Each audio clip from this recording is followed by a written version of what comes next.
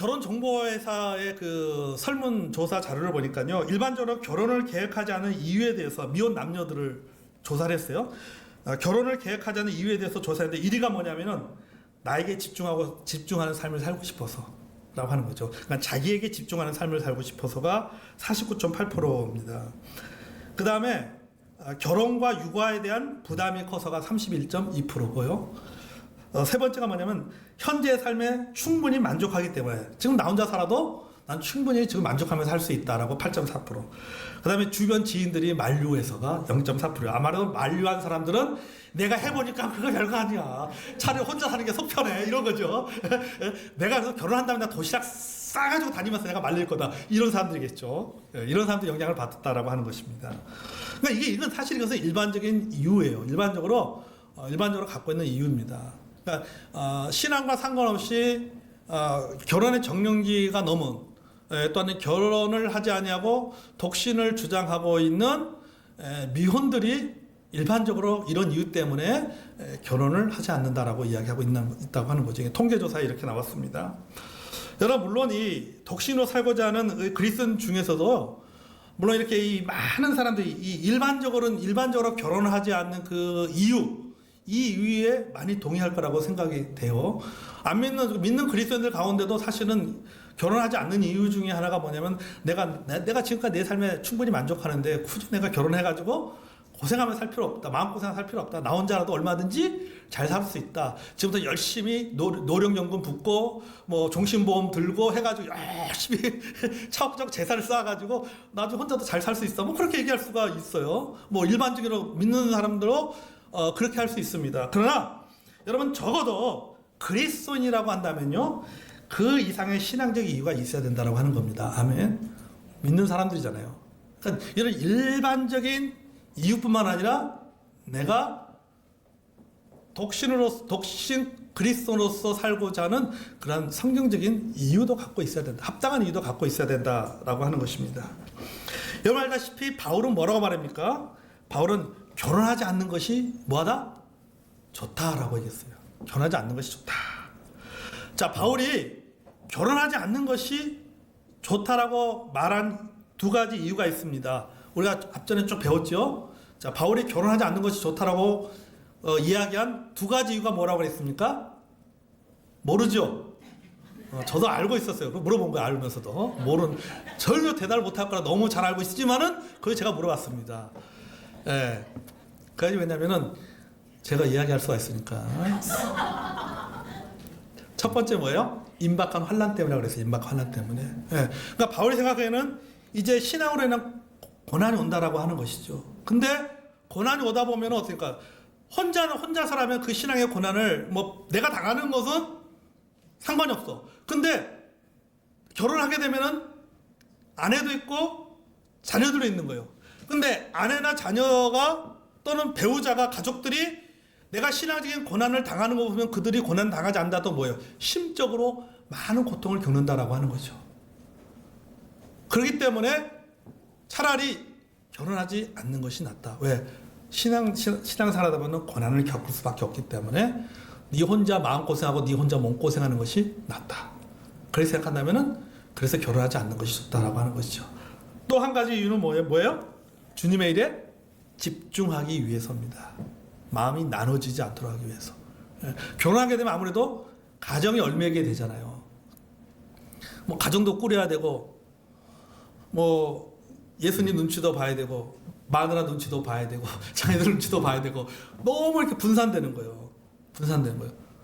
그러니까 그런 것을 생각해 볼 때 결혼하지 않고 결혼하는 것이 훨씬 낫다. 왜? 결혼하지 않으면 내가 주님의 일에 집중해서 그 일을 할 수 있기 때문에 결혼하지 않는 것이 낫다라고 말하고 있습니다. 이게 바울이 이야기하는 것입니다. 자, 결혼에 관심 없는 젊은 그리스도인들에게도 이와 비슷한 어떤 영적인 그런 이유가 있어야 된다라고 하는 거죠. 왜 결혼하지 않습니까? 라고 하면요, 혼자 사는 게 나아서요. 내 삶에 좀 집중하고 싶어서요. 주변에 보니까 결혼 생활해가지고, 결혼해가지고요, 마음고생하는 사람이 너무 많아서요. 이 이유만 가지고는 안 된다라고 하는 겁니다. 적어도 우리 믿는 사람은, 왜요? 믿는 그리스도인이라면요, 결혼의 문제에 대해서 뭐 하게 됩니까? 기도하는 겁니다. 아멘. 그렇잖아요. 기도하고 뭡니까? 하나님의 뜻을 찾는 거잖아요. 예. 하나님의 뜻을 찾는 거. 그러면 하나님께서 내게 보여주신, 하나님께 내게 주신 하나님의 뜻이 있어야 된다라고 하는 이유가 있어야 된다. 거기에 합당, 결혼하든 결혼하지 않든 간에 그것에 합당한 이유가 있어야 된다라고 하는 겁니다. 아멘. 그래서 그가 마음을 정하여 라고 했을 때 그 마음을 정하여라고 하는 것은 바로 우리 믿는 그리스도인들은 그가 마음을 정했다, 그 마음을 정한 이유가 있어야 된다라고 해요. 하나님께서 나에게 보여주신, 주님께서 나에게 가르쳐주신 그 이유가 있어야 된다라고 하는 겁니다. 그 영국 기독교 신문인 크리스천 투데이 칼럼니스트 엘레나 프랜시스라고 하는 그 칼럼니스트가요, 그 칼럼에 이런 제목의 글을 쓴 적이 있어요. 미혼 기독교인을 격려하는 성경 구절 6가지. 그러니까 독신으로 살고 있는 그리스도인들을 격려 성경 구절 6가지가 있다라는 제목으로 칼럼을 통해서 미혼 그리스도인을 향해서 이렇게 말했습니다. 첫째, 당신의 가치는 다른 사람이 당신을 향한 사랑에 의해 정의되지 않는다 라고 얘기했어요. 첫 번째가. 그렇죠. 나의 가치는 다른 사람들의 평가로 결정되고 결혼 여부로 결정되는 것이 아니라 하나님에 의해서 결정이 되는 겁니다. 아멘. 그러니까 이 칼럼니스트가 그렇게 말한 거예요. 당신의 가치는 당신이 결혼 못한 거야, 아니면 안 한 거야. 왜 남들이 다 했는데 왜 결혼 안 했을까? 뭔가 문제가 있는 거 아니야? 아니야? 하고 하면서 평가를 절하는, 다른 사람들의 평가에서 당신의 가치가 결정되는 것이 아니라 결혼의 유무와 상관없이 하나님에 의해서 당신의 가치가 결정되어진다라고 하는 거죠. 아멘? 맞는 얘기죠. 내가 못나서 결혼을 못하는 것이 아니다라고 하는 겁니다. 결혼의 유무가 존재의 가치를 결정하는 것이 아니다라는 거죠. 그러니까 부모님들도 마찬가지예요. 우리 자녀가 지금 결혼을 못하고 있어. 나이가 된데도 불구하고 결혼의 정년기, 사실은 결혼의 정년기라는 게 어디 있습니까? 그것도 문화에 따라 다, 옛날에는 결혼의 정년기가 뭐 15살, 16살 조선시대 때 그랬잖아요. 지금 결혼 정년기가 몇 살입니까? 예? 30세요? 30세가 넘어도 결혼 못한 사람도 얼마나 안 하고 있는 사람도 얼마나 많은데요. 못한 사람도 많이 있습니다. 그러니까 결혼의 정년기라고 하는 것들도 사실은요, 그 문화에 따라서 바뀌는 겁니다. 자꾸 왔다 갔다 하는 거예요. 절대적 기준이 없는 거예요. 내게 결혼의 정년기는 언제냐? 하나님의 뜻을 보여줄 때가 그게 결혼의 정년기예요. 사람은 다 똑같은 게 아니라는 거죠. 그러니까 일반적인 것들은 있을 수 있겠지만, 그러니까 부모님들은요, 내 자녀가 능력이 없어서 결혼을 못하고 있다고 생각해서는 안 된다는 겁니다. 아멘? 예? 능력이 없어서 능력이 없어서 결혼하지 못하는 것이 아니에요. 여러분, 결혼도 하나님의 선물입니다. 아멘? 독신도 하나님의 선물입니다. 아멘? 우리는 각자의 부르심에 맞게 살아가는 거예요. 부르심에 맞게 사는 거. 나는 도저히 혼자서는 못 살아. 하면 결혼하면 되고, 나는 혼자서도 잘 살 수 있어. 하나님 나보고 혼자서 잘 살 수 있다 해가지고 그냥 살면 독신으로 사는 거예요. 그냥 각자의 부르심에. 근데 하나님께 나를 부르실 때 그 부르심에 잘해서 우리가 살아가는 것이지, 결혼의 유무로 나의 가치가 평가되는 것은 아니다라고 하는 겁니다. 아멘. 두 번째 뭐냐면요, 이 칼럼에서 이렇게 얘기합니다. 당신을 온전케 하는 것은 남녀 간의 낭만적인 관계가 아니라 신실한 하나님과의 사랑의 관계성에 있다라고 했어요. 나를 온전케 하는 것은 남녀 간의 사랑을 통해서 내가 완전해지는 것이 아니라 하나님과의 관계성이 있다라고. 하나님과의 사랑의 관계성에 거기에 나의 온전함이 있다 했어요. 존 파이퍼 목사님이 이런 얘기했어요. 행복은 소울메이트를 찾는 것이 아니라 구세주이신 예수 그리스도 안에서 만족감을 찾는 것이다 라고 했습니다. 다음에 아무리 완벽한 만남이라 할지라도요, 진짜 천생연분이에요. 진짜 잘 만났어. 아무리 봐도 잘 만났어. 우리 교회 집사님들 부부가 보세요. 진짜 아무리 봐도 잘 만난 부부들이 얼마나 많이 있습니까? 이 비밀이 크도다. 그런 부부들이 얼마나 많이 있는지 몰라요. 그러잖아요. 근데 아무리 완벽한 만남이라 할지라도 여전히 외로움의 공간은 남아있다라고 하는 겁니다. 그렇죠? 이준희 집사님 인정하십니까?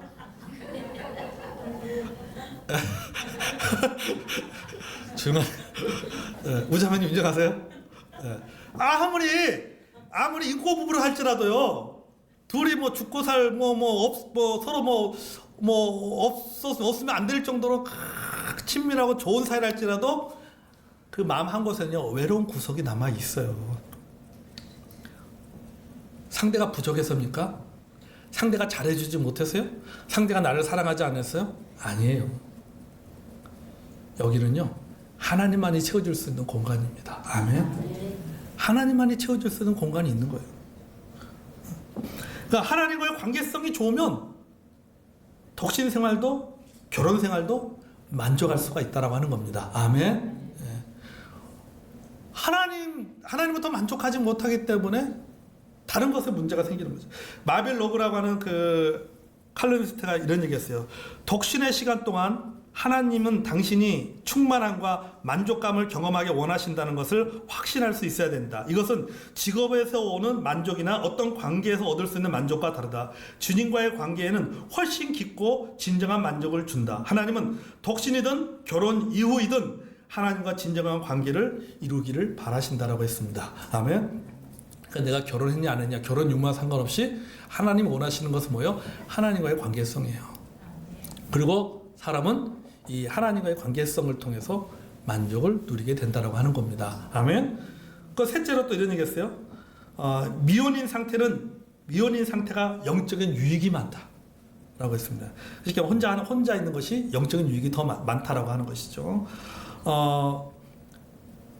그렇잖아요. 여러분, 우리가 이 독신으로 있으면요 누릴 수 있는 것들이 사실은 현실적으로 많이 있잖아요. 자기 개발도 할 수 있고. 결혼을 한다라고 하는 것은요, 제가 현실적인 얘기를 좀 우리가 보세요. 여러분, 결혼하면은 관계가 하나 더 많아지지 않습니까? 생각해보세요. 혼자 있을 때는 부모님이 아빠, 엄마야, 아버지, 어머니. 근데 결혼하면 그러면은 아버지가 두 분이 되고, 어머니가 두 분이 되죠. 그 다음에 또 형제도 더 많아지는 거예요. 그 말은 뭡니까? 관계성이 많아지는 거죠. 관계성이 많아지면은 5월달 되면은 또 많이 나가야 되는 여기저기 많이 나가야 되는 거예요. 여기도 많이 나가야 되는 거예요. 그러니까 경제적으로도 사실은 좀 자기 쓸 게 좀 부족한 것은 사실이죠. 제가 좀 현실감 있게 얘기하나요? 근데 혼자 살면은 아무래도 이런 부분에 좀 여유가 있는 것이죠. 그러니까 유익이 있다라고 하는 겁니다. 네 번째 뭐냐면 많은 사람들이 배우자에게 바라는 자질과 능력은 이미 하나님 안에서 찾을 수 있다라고 하는 겁니다. 그러니까 이거는 독신 그리스도로 살아가는 사람들을 격려하기 위해서 칼럼니스트가 이렇게 쓴 거예요. 그가 제시한 성경으로 6가지가 뭐냐면 시편 61편 5절, 이사야서 54장 5절, 호세아서 2장 19절 20절, 마태복음 6장 33절, 고린도전서 7장 32절에 34절이라고 하는 것이죠.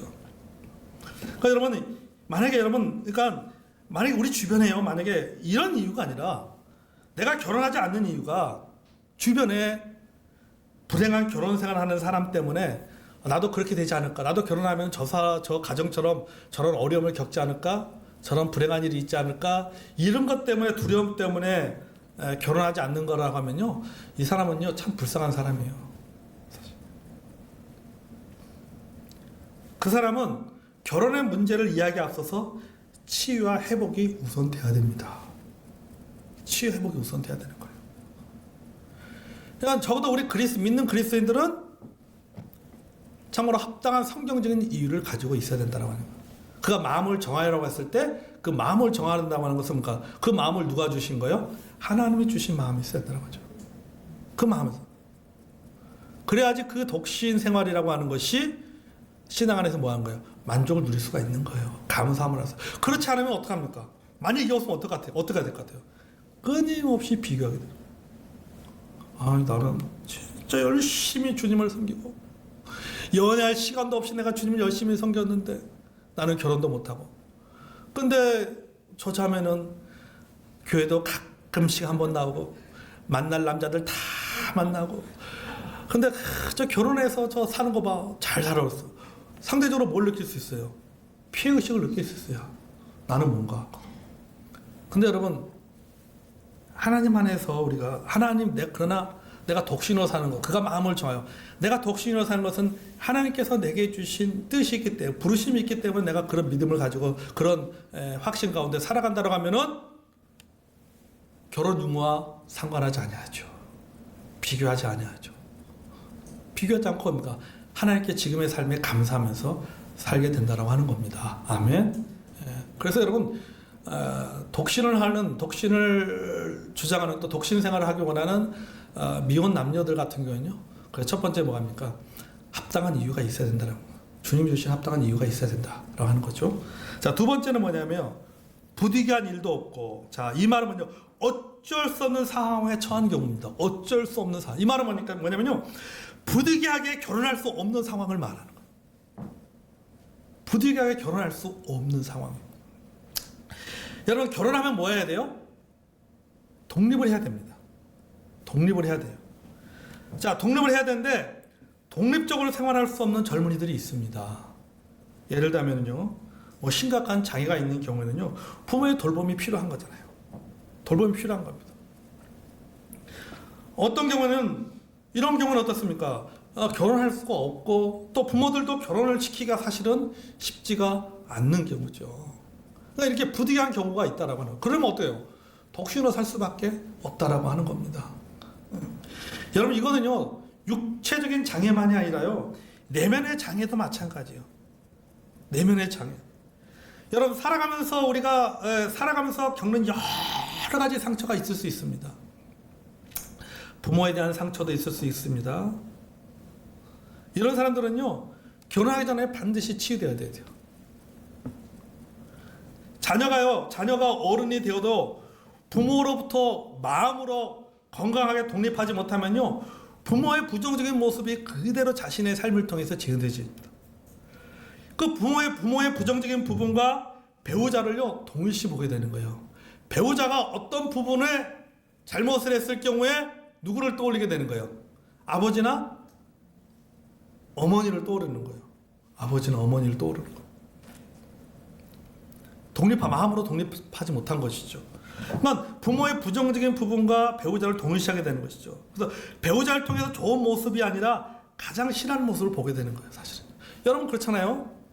여러분, 우리가 배우자와의 관계 속에서, 배우자의 모습 속에서 아버지의 모습, 나의 아버지의 모습을 봅니다. 나의 어머니의 모습을 봅니다. 좋은 모습 보입니까? 아니에요. 무슨 모습 보냐면 나쁜 모습을 봅니다. 내가 경험했던 아버지에 대한 나쁜 모습, 어머니에 대한 나쁜 모습이 누구를 통해서 보는 거예요? 배우자를 통해서 보는 거예요. 그 다음에 그 배우자를 뭐 하게 되는 거예요?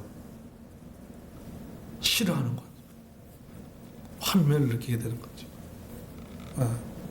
저 인간 그렇게 되는 거예요. 저 인간. 내가 결혼을 잘못했구나, 이렇게 생각했습니다.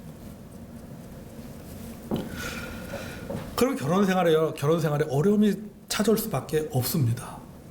그렇기 때문에 먼저 치유 회복이 필요합니다. 아멘. 회복이 필요한 거예요. 그러니까 우리 자녀들을 이제 결혼을 시키잖아요. 여러분들 자녀들 결혼시킬 때 우리는 뭐 편하게 결혼시키는데, 사실은요, 결혼하기에 앞서서 사실 그런 어떤 그 내면의 상처가 있는, 그러니까 가족원에서 내면에 어떤 상처가 있는, 또 어떤 그런 그 부정적인 어떤 그런 경험들, 이런 사람들이 있는 분들은요, 사실은 결혼하기 전에 이 부분에 있어서 좀 회복이 필요해요, 사실. 그래야지 결혼하고 난 그 이후에도 그게 문제가 되지 않지. 안 그러면요, 그게 결혼하고 나면 그게 계속 나타나게 될 수밖에 없어요. 왜 그러냐면요, 그 이상을 기대하잖아요, 사실은요. 남편을 통해서, 아내를 통해서 그 이상을 기대하게 됩니다. 근데 뭐 남편이나 아내가 여러분 이게 뭐 완벽할 수가 없잖아요. 뭐 잘못하는 부분이 생길 수가 있잖아요. 그럼 어쩔 수가 없는. 그때는 이게 치유가 된다는 거죠. 물론 이제 사람마다, 가정마다 부득이한 경우가 다 다릅니다. 그렇잖아요, 여러분. 그 속에서 그 속을 어떻게 우리가 알 수 있겠습니까? 하지만 결혼 생활에 심각한 영향을 줄 수 있는 문제라면 서로를 위해서 결혼을 고려할 수밖에 없다라고 하는 겁니다. 자, 이런 경우에는 결혼하지 않고 독신으로 지내는 것도 무방하다고 말하고 있습니다. 자, 37절 하반절 보겠습니다. 이렇게 말하죠. 그 약혼녀를 그대로 두기로 하여도 잘하는 것이니다 라고 말하고 있죠. 그러니까 결혼하지 않는 것도 잘하는 것이다. 이런 이유라면 결혼하지 않는 거 잘하다. 왜?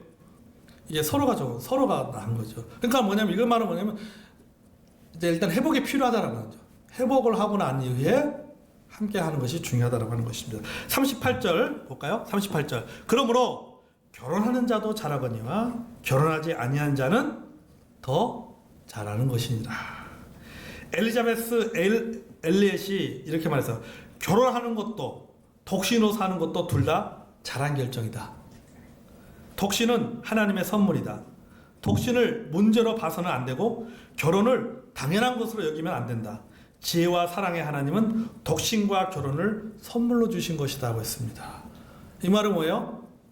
결혼도 하나님이 선물로 주신 것이고 독신도 하나님이 선물로 주신 것이다라고 하는 것이죠. 자, 여러분 우리가 이제 결혼이나 독신에 대해서 성경적인 시각을 바라보고 해석해야 됩니다. 그 뭐냐?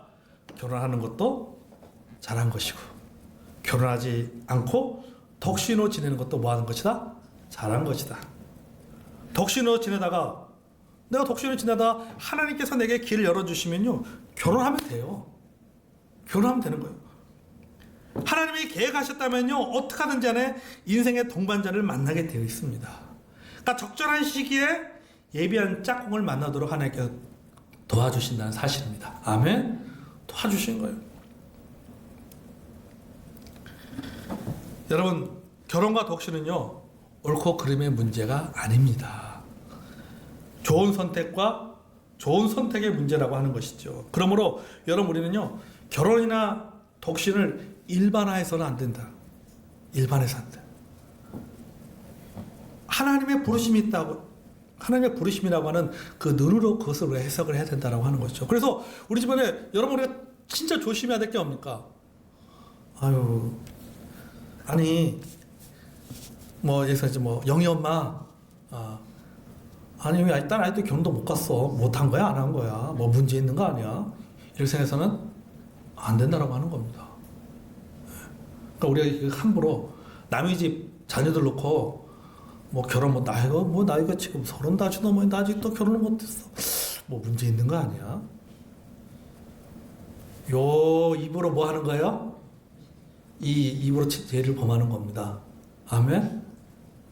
함부로 말하면 안 된다라고. 함부로. 그러니까 우리가 우리 교회 안에서도 그럴 수 있어요.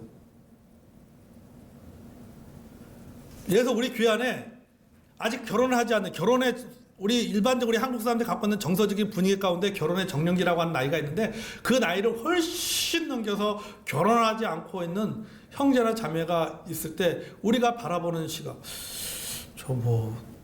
왜 결혼 못하지? 뭐가 도대체 문제? 라든가 저 성격이 못되면서 아직까지 결혼 못하고 있는 거야. 이렇게 한다든가 눈이 높아서 그래. 이 눈이 좀 낮춰 눈이 너무 높아. 이렇게 해서는 된다 안 된다? 안 된다는 겁니다. 아멘? 안 되는 거예요. 성경에 말하잖아요. 결혼하는 것도 좋고 안 하는 것도 좋다라고.